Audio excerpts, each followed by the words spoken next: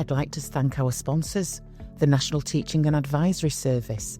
They work with children and young people who are not in an educational setting on a one-to-one basis.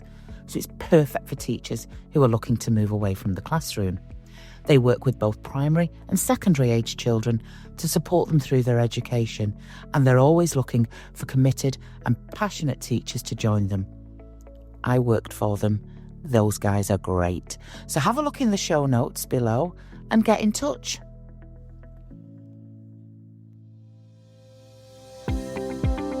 Hello, and welcome to the Pit Pony Podcast with myself, Sharon Cawley, and me, Sarah Dunwood, in which we talk to teachers from all walks of life who exited the classroom from what they thought was a job for life and thrived on the other side of teaching. Coming up in this episode, sort of when I look back at it, I don't really recognise myself, if that makes sense. I'd become a shell of my former self. I think a lot of people said I'd sort of lost my little spark. I couldn't take jokes. I know that sounds really strange, but my mum said she realised that she hadn't heard me properly laugh for a little while, till obviously I'd left sort of the environment. Hello listeners, and welcome to another episode of the Pit Pony Podcast. And today we are talking to Kitty White. Kitty White entered teaching at the age of 30, having done a range of jobs.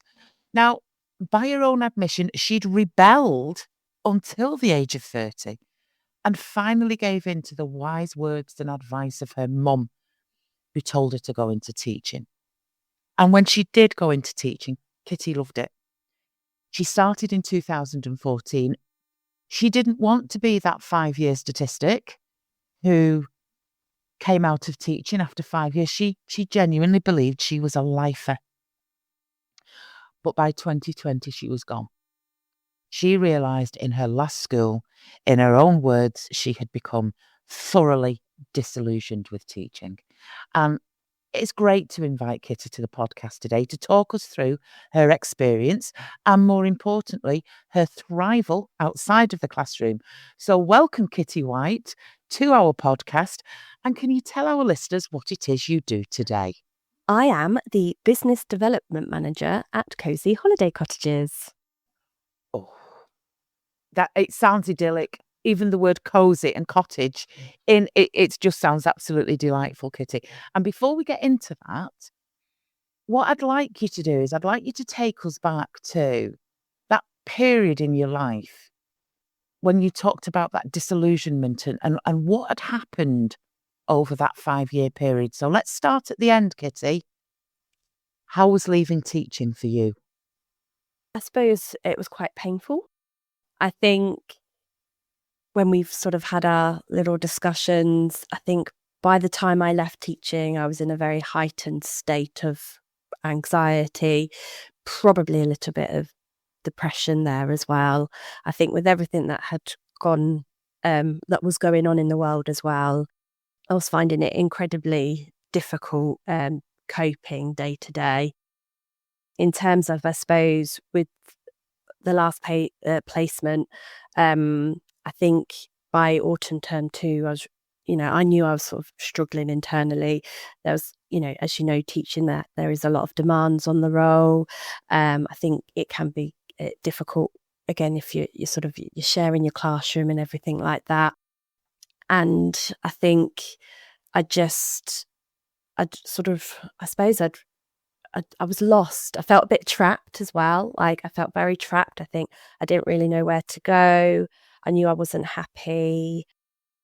I was, I'd basically get up you'd go through the motions. You'd get up. I'd walk Callie very early in the morning, get back, have my breakfast, go. But the moment I was leaving to go to work, I was sort of already in that heightened state, very anxious. I wanted to get back home. I felt safe at home. It was my safe space. And I think I just felt lost, really, just really, really, really, really lost. And sort of when I look back at it, I don't really recognise myself, if that makes sense. I'd become a shell of my former self. I think a lot of people said I'd sort of lost my little spark. I couldn't take jokes. I know that sounds really strange, but like they're just, my mum said like she realised that she hadn't heard me properly laugh for a little while, till obviously I'd left sort of the environment. I loved my children, loved my classroom, and I worked with some lovely people, but I think just the demands felt being pulled around to pillar to post. I did some CBT mindfulness sessions, and I remembered speaking to my therapist, and I described teaching. She said it was very vivid, that I felt like I was a corpse, and that the teaching, like the birds were like picking at me, and that's like how I felt, that it was just constant, a robot on that wheel. I just didn't, that's how I felt. And she was just like, wow. What do you think it was, if you could try and quantify that for somebody who is listening to this? This is a job. Fundamentally, what we're talking about is a job. We're talking about a vocation that people go into. So you've said, I felt like a corpse, a shell, I was lost. What was it? Was it the workload? Was it the senior leadership team? If you could try and capture, what do you think it actually was that was doing that to you? I suppose it was the demands of the job. If you could take everything out and you could just focus on the children in your classroom, and you, in some ways, could be left to work with your children, I think that is what I feel. Fundamentally, it's about the child, and it's that child. It's that the child approach. Everything you're doing it for the child, and you might have to adapt how you teach to that child depending on everybody's circumstances. So I feel sometimes everybody, you're narrowed and you're put into that box, and you've got to meet the demands of your statistics, your targets. You have to get the child everywhere to that point. And if you haven't got it to that point, why didn't you? And you're like, but actually, let's celebrate where they have got to. And I feel sometimes that is it that's missed in that's just missed generally. And I think so, really, in a nutshell, it is the demands of teaching. I think I felt very much pulled pillar to post. I never felt I was doing a good enough job.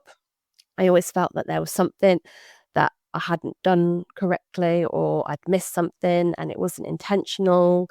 And I suppose I just found it very, very hard. I didn't feel sometimes the positives, like the things that were done properly, were not commended. I mean, maybe that's not the right word to use, but it's, you want to try and say it in the right way. But I suppose they're always focusing on what you hadn't done, what you needed to do next, rather than going, right, this is what I have done. And it was just very, very difficult. It's interesting listening to your language, listening to what you're saying about how education is in relation to the children, and that achievement isn't celebrated unless it's hitting that nominal target that somebody has set based on some statistics. And then listen to how you translated that to you as a teacher. Anything that I was doing right wasn't being celebrated because it wasn't the thing that they wanted me to do right. And I think that's right at the heart of what people are struggling with. Their acknowledgement of success isn't happening consistently. And you're so right in terms of children, that every child will have some sort of little success every day, but if it's not the big target, it doesn't count. It's frustrating. It's heartbreaking, I think, really, because I find, you're helping, you're nurturing, in effect, we're being role models for these children. And I think for anybody to thrive, you have to be in a safe, space. That's important. Everybody has to feel happy. There's the acknowledgement. Children, they're little, sometimes they don't understand their feelings, which is why it's very important to have, that check-in. And I think sometimes those moments are forgotten, that actually you can't do any learning, you can't do anything until everybody feels safe, happy, secure. I agree. And I almost think, Kitty, there's like a two-tier system. Throughout my many years as a teacher, I have been involved in so many reward systems and a whole host of how we're going to reward our children, how we're going to praise that, because it was always linked with behaviour. A good reward system means children behave better. But reward was all about the children. It's never about the staff. In the schools I worked in, there was a light touch. So I've worked for a head teacher who may, in a briefing on a Monday morning, have decided to spotlight good practice that he'd seen throughout the week. Or there'd be a thank you card that randomly went into your pigeonhole. But these were like little one-offs. It wasn't embedded in a culture of praise. And as a result, when you're absolutely right in what you say, if you don't feel safe, then your body starts to react in a certain way. And when we've talked previously, you talked about feeling sick, crying, anxious, that bend in the road. All of those behaviours are as a result of fundamentally feeling unsafe. What do you think your school could have done in order to make you feel safe? So I suppose it was very difficult because I'm trying to pinpoint really when I start, like, I suppose I was very apprehensive about starting a new role because it was a new classroom, new role. But there was obviously that excitement. But then I think by autumn term 2, I knew deep down that I wasn't feeling right, that something wasn't right. I think when you look back, I was very much in a heightened state, but I felt like when I tried to open up and talk about things, because I do remember having, conversations, and I felt like maybe people weren't listening to me, maybe I wasn't articulating it correctly in the right way, but I felt like it was starting to be possibly used against me. Now, I'm not saying that that was, because this is my opinion, it's my perception of it, but that's how I sort of felt. And I think I remember talking, and then when you've got your positive and your negative voice, and when you're in that really bad state, you're hearing your negative, you're not hearing your positive. I remember saying, oh, like, hear like the voices and like the voices, and I'm like, no, I don't mean it like that. I just mean like I'm not I am I'm so anxious, I'm so scared and worried, like I feel like I'm focusing on that negativity rather than trying to look at it in a positive light and looking at it from a different perspective, I suppose, really. So I suppose in that respect, I felt, I think I've mentioned it before, feeling lost and not really, and trapped, feeling very trapped. I felt like I was sort of trapped in this corner. And when you keep poking somebody, like, they say, like, uh, if you look at it like from an animal, like I'll say a dog, but when they say, oh, that dog's aggressive, but it's not, it's fear. They're scared, they don't feel safe. And I think that's what it is. I just felt I'd been put into that corner. I didn't know how to get out of that situation. So you're being reactive, and yeah. Yeah, I understand. So you're in that corner. So how did you leave? Straightforward resignation? Had you got anything to go to? How did you actually leave the job?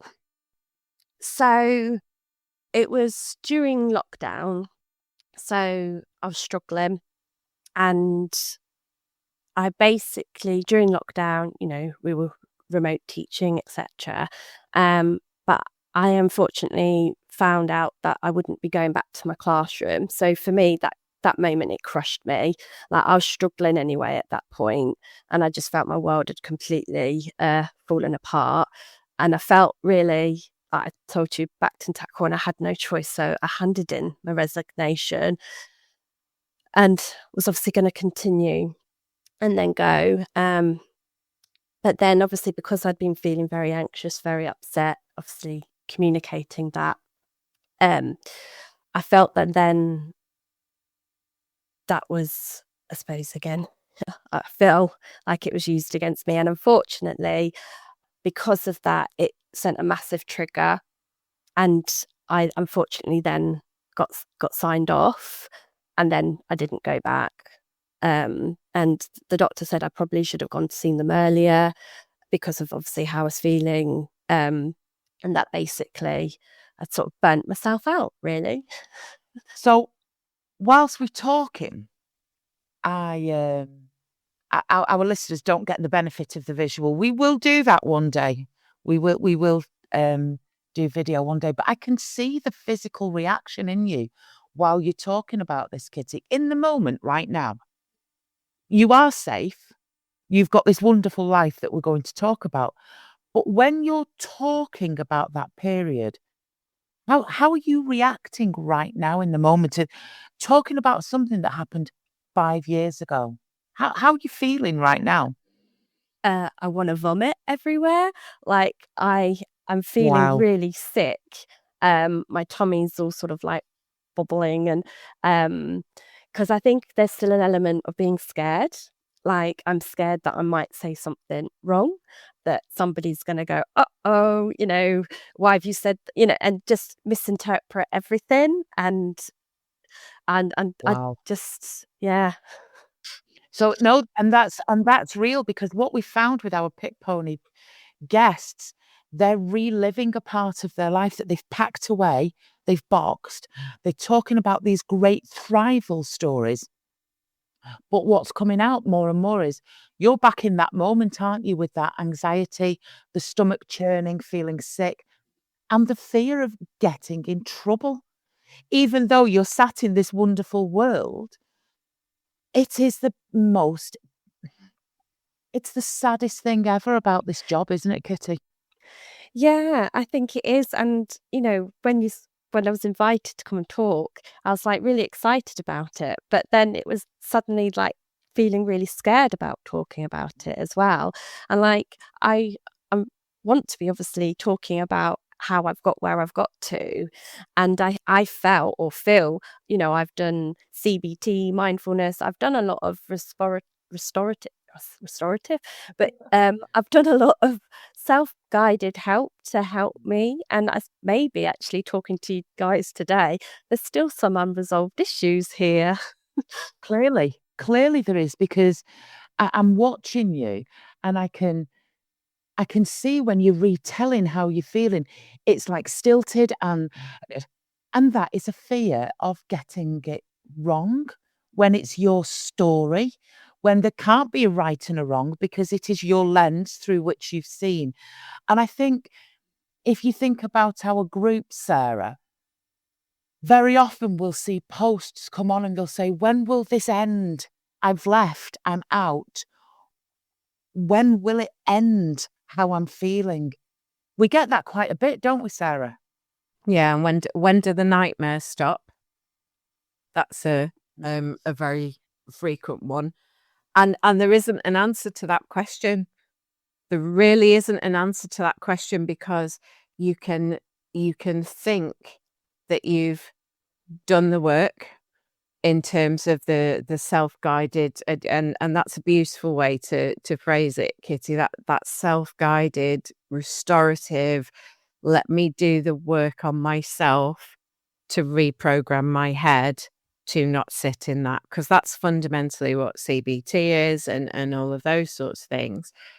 But then something really insignificant could happen, or something significant, and up it comes again. Up it comes, and that's true of any trauma, that things that happened years and years and years and years ago, decades ago, can come back in the flick of a finger. They really can. And there isn't an answer to the question, when does it stop? When does it go away? I agree. Like, I still sometimes wake up in a cold sweat and I've had that nightmare and I don't know where it's come from. I do find when we talk about what I'm doing now, it's exciting, it's wonderful, still a bit pressured. And sometimes when I'm feeling a bit overwhelmed, I can feel myself starting to bubble a little bit. But what's great about it, I say, is I can feel it, I understand it, I acknowledge it. Because while we've just been talking, I've written a word down, suppression. Now I feel you suppress everything sometimes, particularly when you're in the classroom, because you basically, I don't know if you've had it, you've just got to pull yourself together, you got to get on with it, and you go in. So you'd be this graceful swan, but your legs underneath were kicking just to get through your day, but you suppressed everything just to get through that day, and you'd get home and everything would just be like, blah. And what you've just said there is, and that can still happen. And it can happen even if you're outside of the classroom. It's a trigger. It is a trigger. And it was so powerful to watch and listen to you in the beginning and feel your discomfort about talking about that period, because sometimes you're talking about things and you're trying to make sense of something that didn't make sense. And I'm pushing you, going, and what do you think this wasn't? The answer is, I don't know. The only thing I know is it wasn't right. And I wasn't the version of myself I wanted to be. And it was within my job, within my life circumstances. I was unhappy. I was unhappy. I was unaligned. I was on the wrong path. But yet it was in teaching. And that's where I think the conflict comes with so many people, especially those who wanted to teach from the earliest of ages. We've interviewed, Kitty, Pit Pony podcast guests. We had one who applied for a teacher training prospectus at the age of 11. Okay. She's up and coming. People who were teaching their teddy bears at the age of 8 and set up their own classrooms and then find themselves living their dream, and it's a nightmare. What are your thoughts on that? Well, again, like I wanted to be an archaeologist and teaching. Like teaching was very, I remember being in primary school. And I think because my mum and her best friend were always like, oh, you have the right attributes, you're lovely. She said you just had this gift, this aura, I suppose. And because obviously your mum telling you, you're like, nah. And, when I say rebelled, I just was like, no, I don't want to do that. And I actually worked in some schools, like in the office. So I've had perspective. So I felt I was quite grounded. I was a rounded individual. So I did see it from all the perspectives, different angles. And I remember like one of the head teachers saying, oh, I'll put you through. Do you remember it was the GTP, the graduate training program? And he was saying, I'll put you through that. I think it'd be really good. And I was like, oh, yeah. I'll think about it. But I was like, no, I don't want to do that.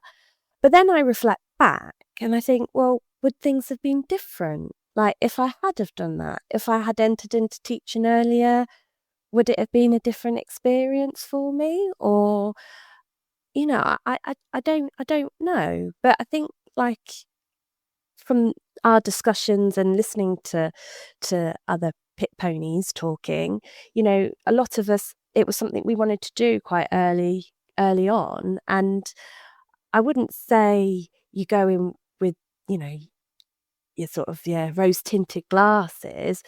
I think you learn very early on it's hard work, and obviously your first year junior teacher training, and then really the first year of then, and now obviously it's 2 years, which I think probably good to give you that bit of extra support. It is tough, and I remember people saying, "Don't worry, it will get easier. It will get easier." But I don't know if it did. I think possibly in a sense of you you did a year, so you sort of got that idea of how things might go. But then if you moved to a different classroom, a different year group, things were all different again. So it was, you still had that workload. But I feel actually over the years, the demands just got more and more, which again probably stemmed from higher up. And I suspect they have demands on themselves as well. And probably they're not happy. So it's sort of, it comes down, doesn't it? It comes down the food chain, so to speak. Brief interlude, dear listener. Couple of questions. Are you a tutor or even a pit pony considering tutoring? And do you fancy getting in the room with myself and Sarah Dunwood, learning about the wonderful world of tuition? Then why not join us at the National Tutors Conference, hosted by Connexus Tuition, on the 29th of July 2025. It's at Chesford Grange, Kenilworth. Links to the tickets are in the show notes below, and we will both see you on the other side. Going back to that kind of conflict, I don't know if you felt like this, Sarah, but I got my first job in 1994 in a school in Runcorn. And I can honestly say oh my God, it'll be over 30 years ago. I have never felt such a sense of pride, love. I can still picture now my mum and dad. Me and our Alison and my mum and dad all went out for a meal to celebrate, and it was like, you're a teacher. You're a teacher. And that rush I got within me, knowing I was a teacher, the ease with which over the next 20 years, somebody said, what do you do for a living? I'm a teacher. It opened a door to a conversation immediately. People could resonate and connect with me because I was a teacher. I'd even put that title sometimes possibly before parent or wife or friend. It really did give me such this sense of achievement and pride. And the other night, me and Sarah went to watch Greg Davis in concert. He was doing a stand-up. It was brilliant.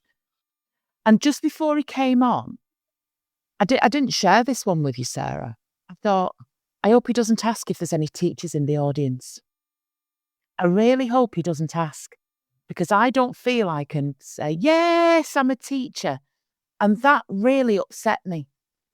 Irrespective of everything that we do in our business world, we do in the world of tuition, I am still at the chalk face with kids 4 times a week. I'm no longer a teacher, and that brought me a sense of real sadness in the event of not being able to clap and be part of the teaching community and leaving the classroom. Yes, you might leave in a certain state. Yes, you're in this, possibly having had a nervous breakdown, to use old-fashioned language, but you're also sat in grief. And I think the grief of losing your identity, irrespective of how awful it's been, it is a relationship and a job that you fundamentally didn't want to leave. Am I talking absolute piffle here, Sarah, or can you relate to what I'm saying in that respect? I can relate to an extent, but I slipped very easily into the past tense with teaching once I left. But I do want to go to something that it'll get easier, which is bandied about when you're training. I remember having a conversation with a very dear friend of mine who is 6 years older than me. Him and his now wife had already qualified. They were teaching in schools, and I wanted to abandon on my second teaching practice because I had to do 3 2-year B.Ed. And I really wanted to abandon. No, it'll get easier. Get it done, see it through. At least if you've got your qualification, it'll all be fine. And actually it was. Third teaching practice was it was brilliant. It was everything that you could have wanted it to be. And again, first 10 years, absolutely golden. It did get easier in some respects because they were good times, 95 to 2005. But I think now, saying it'll get easier isn't the case necessarily. I think it just becomes different. And each time it becomes different, actually, it's just a different kind of, oh, this is difficult.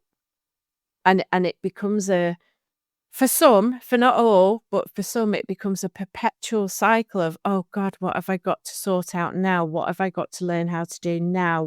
When is this bit going to end? And it's that cycle of, as a teacher, and I genuinely don't notice it now, you live your life in chunks of time or chunks of task. I've got to get my reports done, tick, done. I've got to get my mocks marked, tick, done. And your life goes in chunks of time because you are constantly sat in that state of what's next, what's to do, why is this so difficult, or when is this going to get easier? You can't live your working life like that. And it's one of those as well, you know, when you front load because it's a new job, so you're learning new skills, and you go, well, now I've cracked this, I'm just on wash, rinse, repeat. I've done the hard yards, I've done my training, I've done my induction. I can now almost rest back on my laurels because it's like driving. We drive unconsciously because we've learned that skill, we do it, we benefit from it. But imagine if every time you got in your car, they'd changed the position of the steering wheel and where your indicators were, and you were constantly relearning every single day how to drive. That's how it felt for me. Just when I'd nailed something, scheme of work I knew off the top of my head, handbag on my shoulder, we're golden. This is the marking policy. I've done it, I've learnt it, now it's changed.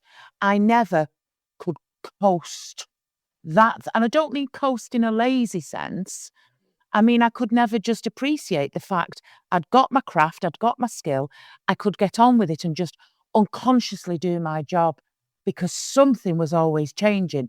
Coming over the hill, I couldn't manage my time because I was working to other people's timelines and timescales and demands.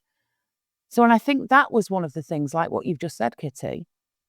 It never just settled. It was one thing after another. So we've had a good old moan. We've had a good old chin wag about everything that's wrong. But you find yourself out. And you find yourself out of that classroom. And we've gone from, and this is going to be the interesting switch, I think. We've gone from a corpse being picked at, animals picking at you, feeling trapped, feeling lost. And we're going to talk about cozy, holiday, cottage. I don't think you could be more polar opposite in terms of the semantic field of this. So walk us through the next movement from that place to where you are now. Okay. So I left teaching, very much, as you say, a shell. I then, again, did a lot of work looking after myself when I could, because obviously I was, very anxious and upset. So it was just sort of rebuilding. And then I actually worked for an education platform for a little while. So when I left teaching, I went there, and I was working there till quite recently. And actually, I was very open, honest, talked about my experience, and they were very supportive. And I suppose for me, that helped me start building up my confidence. Like I started feeling more me again. And I suppose I had that bit of a safety net. It was something I knew, education. It was, I suppose fundamentally it was something I was good at. And then I suppose this is then when you look at everything, when you look at your environment. And I had to make some life-changing decisions. And oh wow, where are we now? So it would have been 2022. So basically, I used to visit the Yorkshire Dales. It was my safe and wonderful safe space, my little haven. And I used to come up here a lot for walking with Callie. And it's where I did a lot of reflection time. And literally, I had been doing, so my personal circumstances, I was making some changes, was going to go back to a family home. And then an opportunity arose for me to be able to move up here, and it's what I call the flick of my coin. I flicked and it landed, and seeking some advice from like my godmum, I decided that I'd move up to the Yorkshire Dales. And sort of in that time, I met John, who runs Cozy Holiday Cottages. And I sort of started getting a bit involved with it, really. And I suppose things evolved, and basically here I am. It's not easy, but it's very much enjoying it. And I suppose really I've started just helping him out because he had two holiday cottages, and sort of I got involved helping him out. And then he sort of talked about his aspirations, about how he wanted to build sort of a management portfolio. And that's sort of, I suppose, how I came on board, started working for him. I now work full time with the Holiday Cottages business. And we actually now have 5 holiday cottages, with hopefully a couple more joining us hopefully by the summer, like late spring, early summer. So we've really started to just sort of work together and build that business up together, really. And if you'd sort of said to me like 2-3 years ago I'd be here, I would have said no, because I've actually gone through quite a very personal journey, and then I think when you sort of reflect your affirmations, when you write down what you'd like, when I look back on what I've written, I think, wow, actually I've started to achieve those things, and I never went out looking for it. I suppose I dreamt about what I'd like, and like for me, what I was hoping to achieve for me personally. And then obviously this opportunity has come about, and actually I would never have thought I would have been working for myself, building up this. I didn't think I would have been, I don't know if confidence the right word, but feel like I could do it. And I love it that I'm still meeting people. There's that face to face. You can see there's my teacher side of things coming in with certain things like my little add-ons, as I call them, in the cottages. And it's just, I just can't really explain it. It's such a, that I sort of talk about that, there is a bit of hope there as well, like it is scary. I hit rock bottom, really, and I have slowly built myself back up. And don't get me wrong, like that times can be difficult, it's still hard work, but I feel that I have that achievement, that I'm working towards something. I feel I can own it. Like it's my livelihood. I'm building a future for me. And fundamentally, I'm looking at things that are making me feel happy. Hello, loyal listeners. It's that time in the episode when me and Sarah put out our little begging bowl and ask you to help fund our podcast, because it's coming out of our pockets. And our kids have been living on beans on toast for months while we've been messing about pretending we're live on Loose Women. There's going to be a link in the episode notes, and it's called Buy Us a Coffee. This is your chance to help fund the podcast, give a little something back. Thank you. When I was listening to you, I thought, she feels safe. She feels safe and secure, even in the uncertainty of business. Because let's face it, one of the flip sides is, yes, you will be paid on the 15th of the month if you are a teacher, including the 15th of August, which is the sweetest of paychecks ever. And there isn't that necessarily in business. So it is taking the rough with the smooth. But there is more control. You are in control to a certain extent. And you are your own boss. You're allowed to be more creative. Give me an example of what one of these add-ons are. Come on, tell me about an add-on. Oh, an add-on. So it's just like the garden. We have one of our cottages, and I've put little fairy door, and so going back to my EYFS, And like, so making my little steps, and then some of the children that have stayed, they've like painted some of the stones. So I've put them down. So again, you've got you could use them as your storytelling. You can tell your story with them. So I've sort of done that really. Obviously there's all some of like my educational sort of games in the cottage, still got my name on them, some of them, so you know where they've come from, the classroom. But it's just sort of just doing those little sort of touches really. And obviously we're dog friendly as well. So obviously the fur babies, as I called them, they're all looked after with their little dog toy box. But it's just sort of like you teach. Oh, and we've got wow, I'm going off now. And we've got a woodland area. So again, it's just sort of trying to it's we've got beautiful snowdrops in there at the moment. You can see the daffodils coming up. The bluebells will be here soon. But it's just sort of that, having that space as well. So it's going back to that purposeful learning, and sort of being very natural and going back to wildlife really, and Mother Nature really, because I feel she's a wonderful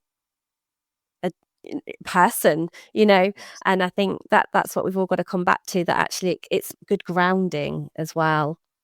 Well, you've mentioned your own mother, you've mentioned your godmother, and you've mentioned Mother Nature. So there's clearly a theme running through this. What I would ask you now is, with everything that's happened, and even in light of the difficult nature of our conversation today and what it's brought up, share with us. Give us a wonderful sliding doors moment, Kitty. Oh. Tell us something wonderful. For me, my sliding door moment is just being able to open up the front door in the morning and to be able to walk through my beautiful woodland. I look at it. I walk through there with Callie. I have a play with her in the morning, and just to be able to do that and not actually have to think, I'm on a time schedule. I've got to get back.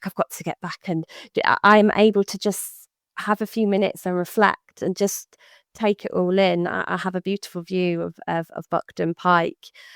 So I can walk up through the woodland, and I can just look through there.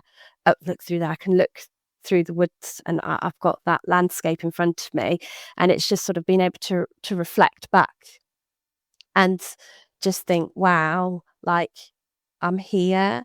And I feel I wasn't able really to do that. Sometimes you weren't able to just have that moment and just appreciate the present. Like you were always worrying about something, and I am still a bit of a worrier, everybody will say that, but it's just being able to sort of have that sort of that reflection time and just appreciate everything around you. And I see the robin in the morning, and I always think, oh, that's my nan saying hello, because she passed away last year. So again, I was able to have that time with my family, and if I'd been in teaching, I wouldn't have got that. And so for me, that's another sort of moment that actually I was able to spend that time with them, whereas I don't think I wouldn't have had that opportunity. But again, I see this robin, so I always think I see her. And the other day there was this beautiful rainbow when we got our new cottage, and I was just like, it's just, it's just everything. You go through these hardships, and everybody's different. And everything's different for people, but actually, there is light, and I think it's just now I'm able to just appreciate things a bit more, and I have that mindset and I have that headspace to be able to do it. Beautiful, beautiful, beautiful. Well, Kitty, thank you for sharing what was a difficult look back on your life, but a very typical and common one. And on behalf of Sarah, myself, and our listeners, who will have taken a great deal from that, and your links, we'll put them in the show notes underneath, so you might get some visitors knocking on your door asking for the little fairy door, and can we meet Callie, and can we see the bluebells, and that would be wonderful. So thank you for giving your time today for us, Kitty. It has been greatly appreciated. Thank you. Thank you. Hi, friend. Hello. That was an interesting one, wasn't it? Because in an era of transparency, we paused Kitty, didn't we? Yeah. Paused her midway through that because she was struggling. She couldn't get it out. She couldn't make it make sense.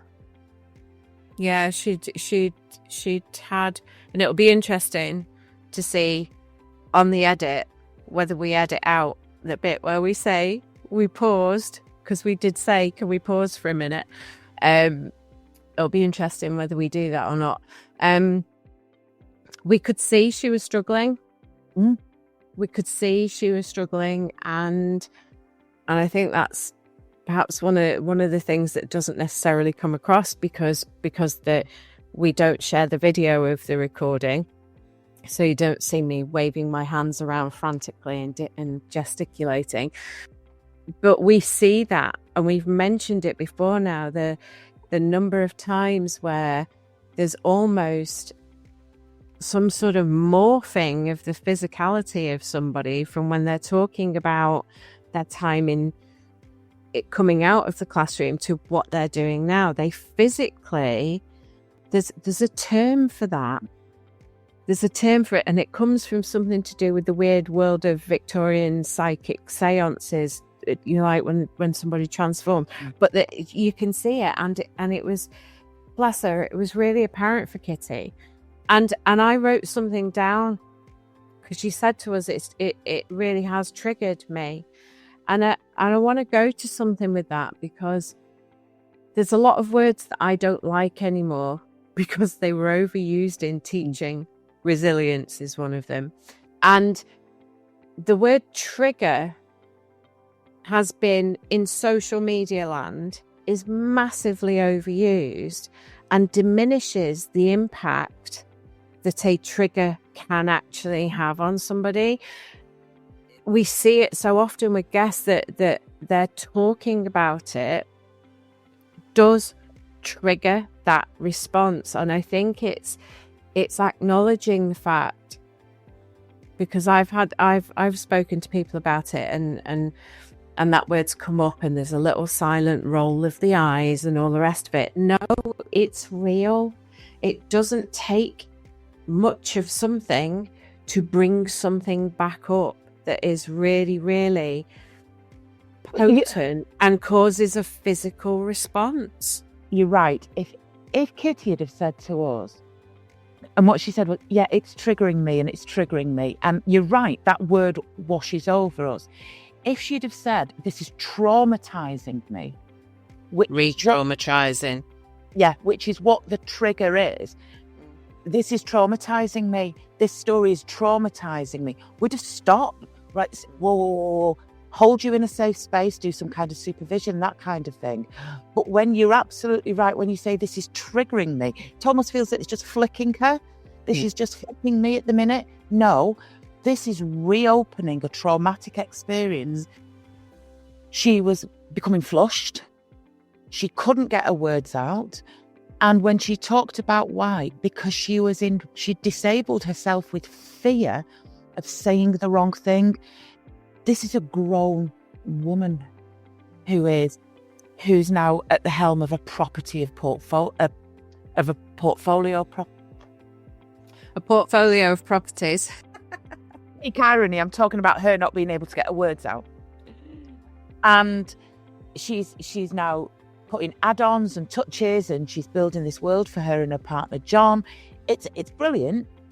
But for that moment in time, she was right back there again. And it does come up in the group.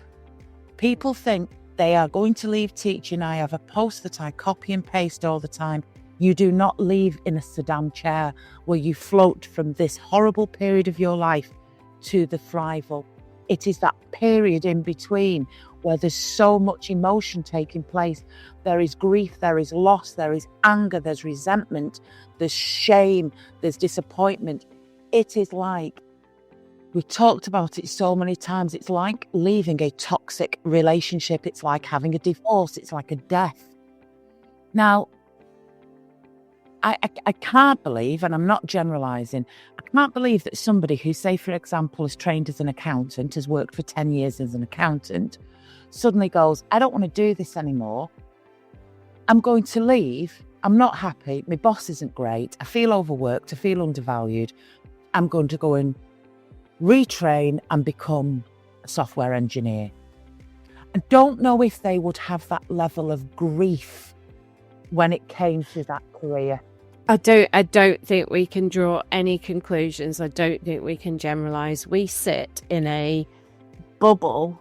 Sorry, the bird just attacked the window again. We sit in a bubble in our group, which is in an echo chamber of the thoughts and feelings of some very desperate souls at times. And I don't think it's our position to sit and say whether somebody else in a different profession might or might not feel that. We don't know. It's not. I can categorically, I'd put my house on this. It is not solely teaching. It's not. And the pit pony mentality that is the underpinning of what we do. That is not solely teaching. The nursing, medical profession, not even just public sector. There will be people who are in professions that they've always wanted to do and then have found themselves not wanting to do it anymore for a variety of reasons, and some toxicity might sit under that, or it might be that they've fallen out of love with it. But I don't think it's fair of us to ask. I don't believe that. Do you know what I'm saying? But I think no matter what your walk of life, you can hit rock bottom. And rock bottom is a phrase that has come up time and time again. I've got a little picture somewhere that somebody sketched for me.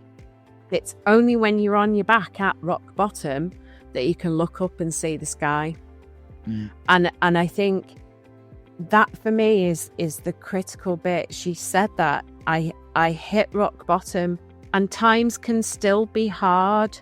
And I think that's important. You don't, no matter what social media says, no matter what the surface says, people are not walking through life on candy floss and it all being light and airy and fairy.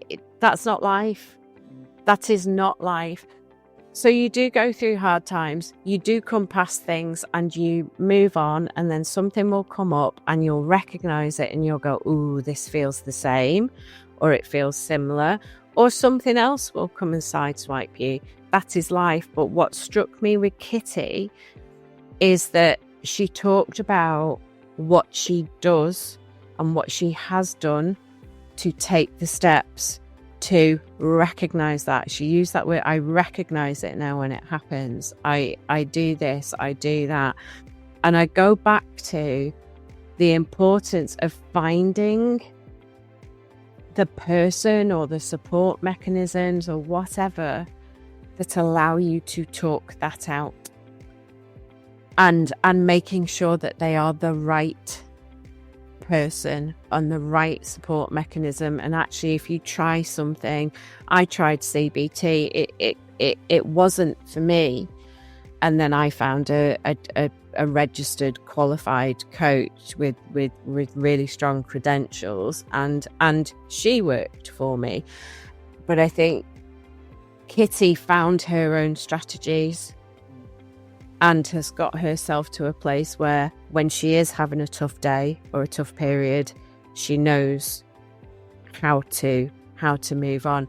And I think don't be, because she's so unassuming and she's so quiet and gentle, but actually I firmly believe there's quite a feisty, driven woman who's been sat on screen with us today.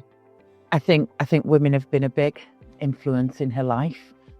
It takes a certain kind of person to just, she said she flicked a coin up in the air, didn't she, and it landed on the Yorkshire Dales. She entered into a a new relationship. She's building a business. You're absolutely right. There was some real spark of inner strength. And I've enjoyed that episode. Thoroughly enjoyed the process of that episode with Kitty. And I hope for many of our listeners, as do all of our podcasts, there was something to take away from that. Even if it is, some things just don't go away. And that's okay if they don't go away. It is normal and it's natural. And there's nothing wrong with you. Life is life. Right, my friend. It's Sunday afternoon. It's time for me to go and get that chicken, the big chicken. Go and get the big chicken sorted. And I'll see you on the other side, my friend. Tra. Thanks for staying with us during another great episode of the Pit Pony podcast. And on behalf of myself, Sarah Dunwood, Mike Roberts at Making Digital Real, we wish you all the very best and we'll see you soon. If you wish to contact me directly for a support session or a clarity call for your next steps, please find my link in the comments below. See you soon.